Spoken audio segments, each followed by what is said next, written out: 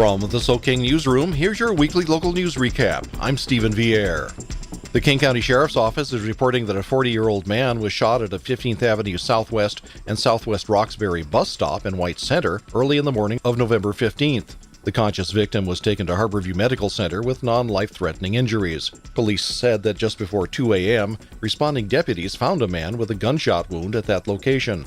Multiple shots had reportedly been fired, with the victim being hit at least once. The suspect, described as a male dressed in dark-colored clothing, is still at large. More information as we have it. Details at whitecenterblog.com. The King County Sheriff's Office Major Crimes Unit, in conjunction with King County Search and Rescue, conducted an evidence search in Tukwila on the morning of November 12th for victim remains associated with the Green River killer, Gary Ridgway. The area searched was on South 178th Street near I-5, south and west of Westfield Mall in Tukwila. As with a recent search near Duval, this search was based on continuing reevaluation and analysis of information provided by Ridgway in 2003 pertaining to the location or locations of possible victims. These were the first searches of the sites. Neither site was specifically identified or pinpointed by Ridgway at the time of his 2003 interviews with members of the King County Sheriff's Office. These searches represent the results of a continuing effort by the Sheriff's Office to clear up matters related to Gary Ridgway and the Green River cases. Details at tukwila.blog.com. The Seattle Times is reporting that a 22-year-old Burien man is wanted on a $5 million warrant after prosecutors charged him with 2 counts of first-degree murder for a double shooting in March in Seattle's Pioneer Square neighborhood. According to the charges, Darian Lipsey, who is known on the streets as Memphis, Little D, and Debo, went looking for Isaiah Whitmore, 24. In an argument hours earlier, Whitmore apparently pulled a handgun and threatened to shoot Lipsey. Charging papers say Lipsey drove around downtown Seattle with a companion, waiting for an opportunity to confront Whitmore. Lipsey ultimately located and fatally shot Whitmore, along with Whitmore's 28-year-old friend, Hersey Purvis. Whitmore died at the scene. Purvis passed away a short time later at Harborview Medical Center. In August, Lipsey pleaded guilty to attempted residential burglary, but he failed to show up in court for his September 2nd sentencing, according to court records. At that time, he was wanted on a $10,000 bench warrant, but that has since been increased to $5 million once Lipsey's connection to the shootings was established.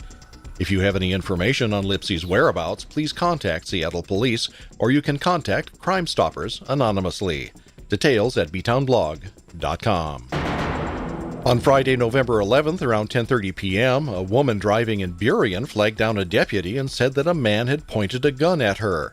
The woman told the deputy she was driving westbound on Southwest 148th Street when a truck turned in front of her. She honked her horn to alert the driver and to prevent a collision. The driver then pulled behind her and started to follow. She pulled into a residence and the truck pulled up to her passenger side with the driver pointing a gun at her. The woman told police she begged not to be shot, and then the truck driver sped off. The suspect truck's description was broadcast on the radio, and a nearby deputy spotted and stopped it near Southwest 144th and 16th Avenue Southwest in the Seahurst neighborhood. The driver, the only occupant of the truck, was subsequently arrested for DUI and for investigation of assault. The suspect is a 35-year-old Covington man. Photos and more at btownblog.com. On November 9th at 10:42 p.m., police say that a mail theft suspect was captured on home surveillance video prying open mailboxes in the 23900 block of Marine View Drive South. He spent 8 to 10 minutes at the cluster of mailboxes. He may have had an accomplice standing off in the distance, acting as a lookout. If you know who this person is or have any information you think would help capture this individual, please contact the Des Moines Police Department. Photos at waterlandblog.com. SeaTac police are reporting that on November 3rd at about 2:20 a.m., Deputy Pat Kelly saw a car moving at very slow speeds on International Boulevard, approaching South 188th Street.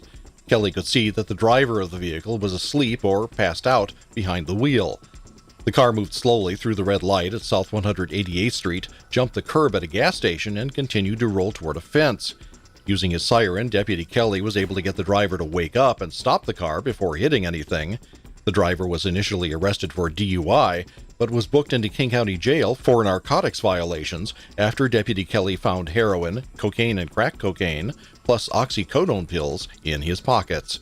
More at SeaTacBlog.com. Hey everyone, a typical November weekend is on tap as a pretty strong system offshore is moving inland, and we'll see rainfall throughout the weekend, some breezy winds as well. Continuing into next week, we'll see more rain by about the middle of next week, and some possible cooling down into the mid to upper 40s by the end of next week as well. Thank you for listening. I'm Chris Scragg, your Puget Sound Weather Geek. Time now for The Mayne Problem, commentary from senior writer Jack Mayne. With the biennial budgets of the cities of South King County about to be finalized, we hope the city councils will seriously consider adding more police officers. Day after day, we see audacious criminals on the streets, stealing from yards, mailboxes, and from inside our homes. Our police departments are doing their very best, but criminal elements are increasing. We're not talking about homeless people, a majority of whom are solid, law-abiding citizens, but it is a criminal element that grows right along with the growth of population. During the recent recession, budget constraints fairly well kept cities from the expensive addition of police, but now the economy is alive and well. Burien is considering the addition of 2 officers, partly paid for by a recent grant the city received. The councils of SeaTac and Des Moines have proposals before them for 2 additional officers each. A citizen's suggestion of 18 more officers in Burien is impossible and beyond serious consideration. But 2 more officers are important and affordable way to increase the enforcement of laws intended to protect the citizens. People are worried about crime, and especially as the pressures of housing costs are forcing more and more people out of the cities and into the nearby suburbs.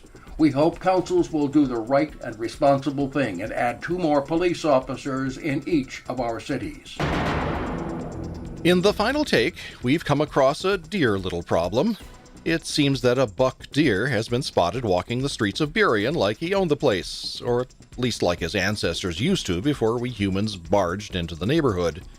In a story in the B-Town blog, Kathy Reed provides us photos of the young buck showing an animal with relatively short, immature antlers. It was spotted on 10th Avenue Southwest, just south of Southwest 152nd Street, on the morning of November 15th. According to Kathy, she encountered the deer while in her car as it was walking down 10th Avenue Southwest, looking a bit confused. At one point, when the buck moved in front of her car, she had to stop short to make sure she didn't hit the animal. As it turns out, this may have been the same deer that was recently spotted in West Seattle. The folks there aptly nicknamed the deer Wesley. An article in November 10th's West Seattle blog talks about the deer being spotted on that day. Previously, Wesley had been spotted on election night near the west end of Alki Beach Park. Wildlife and animal welfare authorities are asking the public to keep a safe distance from the animal. Getting too close could scare Wesley and could also be dangerous, since deer can lash out powerfully with sharp hooves when provoked. Seattle Animal Shelter and the State Department of Fish and Wildlife both say that capturing and relocating Wesley would be more of a threat to him than just letting him wander the neighborhoods. So when you're outside and about, keep your eyes peeled for something that may in the shadows at first resemble a really big dog with antlers. Yes, you might have the fortune or misfortune of encountering Wesley up close and personal in the wee hours of some dark and misty fall morning. Just give him a wide berth. After all, his kind were here first. Stephen Vieira, So King, Internet Radio News. So King News was created based on a generous grant from JLab's Encore Media Entrepreneurs Program, supported with funding from the Ethics and Excellence in Journalism Foundation and the Nicholas B. Ottaway Foundation.